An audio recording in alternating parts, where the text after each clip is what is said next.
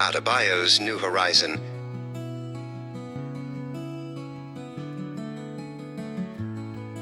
Adebayo stood on the dusty path, his small bag clutched tight. The sun warmed his face, a familiar comfort he knew he'd soon leave behind. He was going on a grand adventure, far away, to a land he'd only seen in pictures. His heart swelled with hope, thinking of his family's smiles when he sent money home. The airport buzzed with 1,000 languages and hurried footsteps. Adebayo felt a shiver of excitement and a tiny pang of fear. He waved goodbye to his parents and little sister, promising to call every week. "Be brave, Adebayo," his mother whispered, her eyes shining. The new city was a whirlwind of tall buildings and fast-moving cars. Everything was different: the air, the food, the way people spoke. Adebayo found a job at a busy restaurant, washing dishes from morning till night. His hands ached, but his spirit was strong. Weeks turned into months. Adebayo worked hard, sending money home, imagining his family's joy. But as the days grew shorter and colder, a quiet loneliness began to creep in. He missed the laughter of his siblings, the warmth of his mother's cooking, and the familiar rhythm of his village.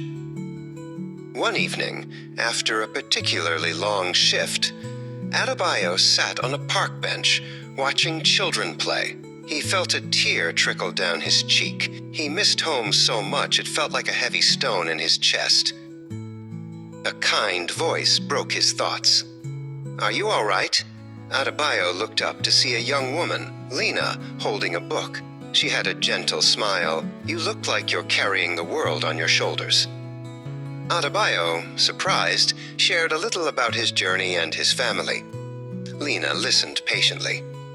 She understood, for she too had come from far away. "It's hard," she said, "but you're not alone in feeling this way." Lena told him about a small community garden where people from all over the world gathered. "It reminds me a little of home," she offered. Adebayo felt a flicker of warmth, a tiny seed of hope planted in his lonely heart.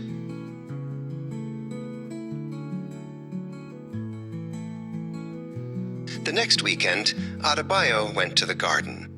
The air was filled with the scent of fresh earth and the chatter of many languages. He helped tend a small plot, planting seeds, just like he used to with his father. He felt a connection, a sense of belonging.